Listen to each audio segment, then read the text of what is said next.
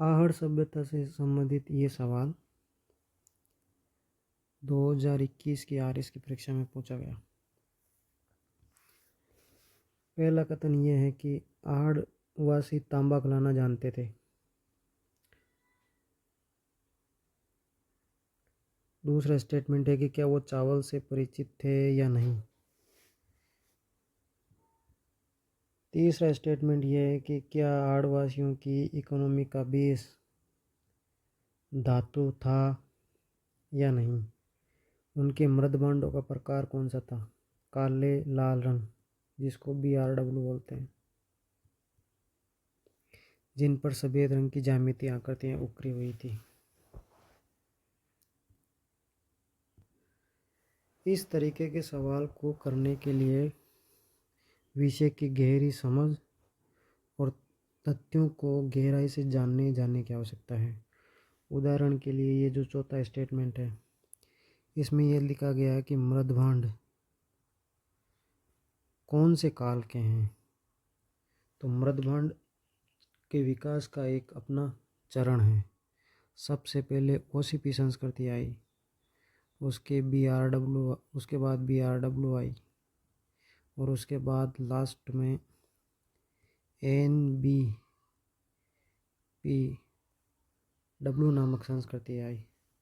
तो ये तीनों में डिफरेंसेस क्या है, ट्रांजिशन कैसे हुआ और आहड़ उसमें कहाँ खड़ा है, इस चीज़ की यदि समझ हो तो ही स्टेटमेंट को समझा जा सकता है। फिर यदि उस पर कोई डिजाइनिंग बनाई गई थी तो उसमें कौन से रंग का क्यों प्रयोग किया गया, सफ़ेद रंग का प्रयोग किया गया या नहीं। काले रंग का पड़ा था तो मैंने बताया ताकि डिजाइनिंग के लिए दो आसान कलर का चुनाव होता है, काला और सफ़ेद। उसका कारण ये था कि काले चीज़ के रंग के लिए किसी भी चीज़ को आसानी से जलाया जा सकता था और जलाने के बाद पानी में मिक्स ही करना होता था। सफ़ेद रंग की उपलब्धता इसलिए आसान है कि कहीं भी चूना निकल रहा हो तो उसको गलाकर पेंटिंग के रूप में यूज किया जा सकता है। फिर यह है कि भाई चावल तथ्यात्मक गहराई के लिए दृष्टि से ये देखें कि उन लोगों की इकोनॉमी और सोशल कल्चरल कहाँ तक डेप्थ हो गई थी। सोसाइटी हंटिंग करती है, गैदरिंग करती है, उसके बाद सेटल्ड होती है, एग्रीकल्चर करती है तो फिर उन्होंने कौन कौन सी फसलों को उगाने की क्षमता हासिल कर ली गई थी। जैसे कि कालीबंगा सभ्यता हड़प्पा सभ्यता का तीसरा प्रमुख सेंटर होने के बावजूद वहाँ चावल के साक्ष्य नहीं मिले।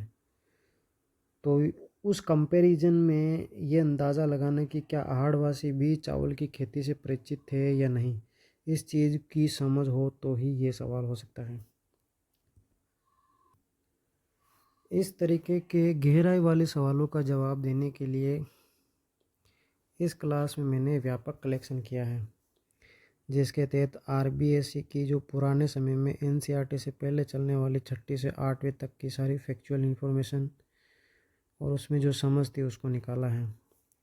उसके बाद अभी के दौर में प्रतिस्पर्धी परीक्षाओं में पूछे जाने वाली दो महत्वपूर्ण किताबें, एक RBSC द्वारा अभी एक छापी गई किताब है 10वीं की आर्ट एंड कल्चर से रिलेटेड, वो इसमें कंप्लीट शामिल है। उसके बाद राजस्थान अध्ययन कि 9th किताब में सभ्यताओं से संबंधित चैप्टर है, वो पूरी इंक्लूड है। उसके बाद एक वर्धमान महावीर ओपन यूनिवर्सिटी की किताबें वेबसाइट पर जो मुफ्त में उपलब्ध है, उसमें BA फर्स्ट में एकमात्र राजस्थान के इतिहास और कला पर चलने वाली पुस्तक का संपूर्ण सार इसमें ले लिया गया है। उसके बाद राजस्थान में चलने वाली पॉपुलर किताब है गोपीनाथ शर्मा की,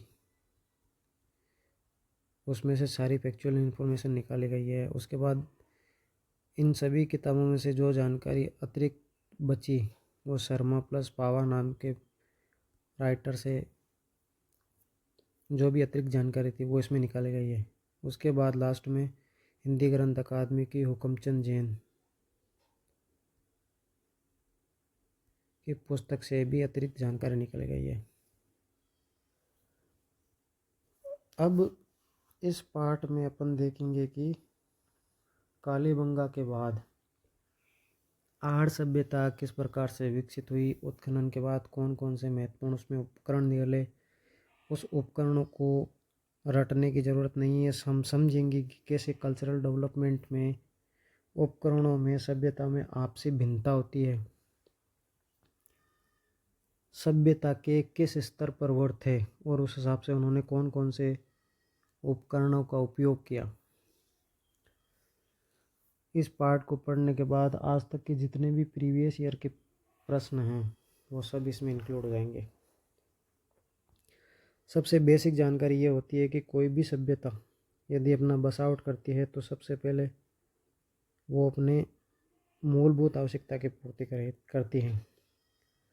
मैस्लो का सिद्धांत भी ये कहती है कि इंसान सबसे पहले सिक्योरिटी की खोज करता है, उसके लिए सबसे पहले उसको खाना चाहिए जो आसानी से उपलब्ध हो। खाने के बाद व्यक्ति सेटल होकर मकान की सोचता है। खाना, मकान और ये सब बेसिक पूर्ति हो जाने के बाद व्यक्ति अपने बारे में सोचता है, जिसके बाद कपड़ा और सुंदरता के लिए गहनों के बारे में आगे बढ़ता है। तो जो भी सभ्यता की बसावट हुई प्राचीन कालीन सभ्यताओं में सेटल होने के लिए खेती करना प्राथमिक आवश्यकता थी और खेती के लिए नदी घाटी होना जरूरी आवश्यकता थी।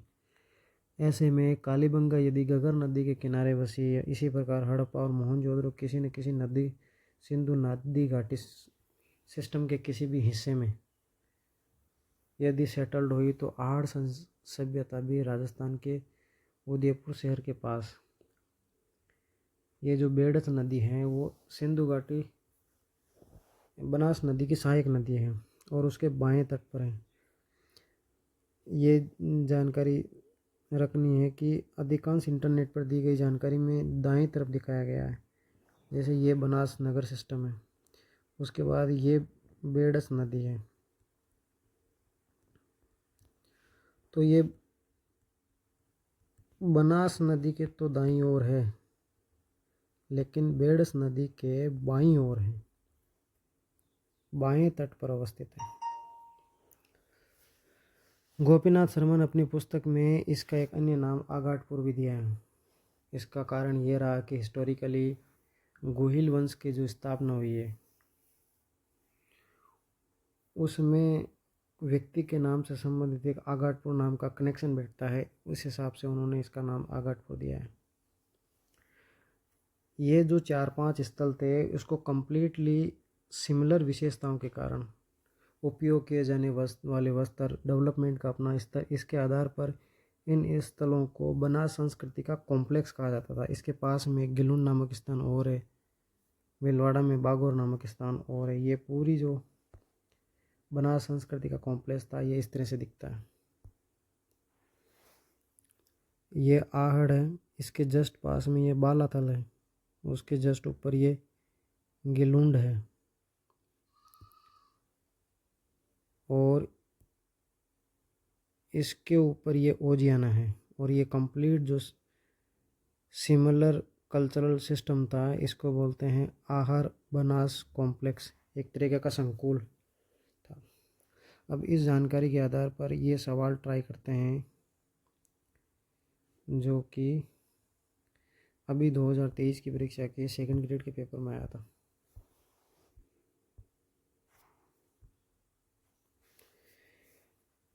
कौन सी सभ्यता है जो बनास और बेड़च, गंभीरी और कोटारी नदी के तट पर अवस्थित है?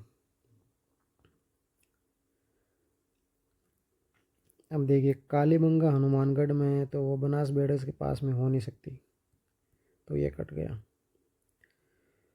उसके बाद गणेश्वर सीकर में है तो सीकर में बनास बेड़च गंभीरी कोई भी नदी बहती नहीं है।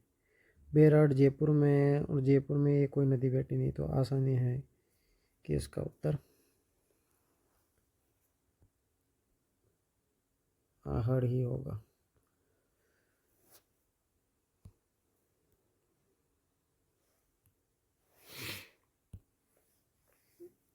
अब एक महत्वपूर्ण कन्फ्यूजन ये रहता है कि कौन सी सभ्यता का उत्खननकर्ता कौन था।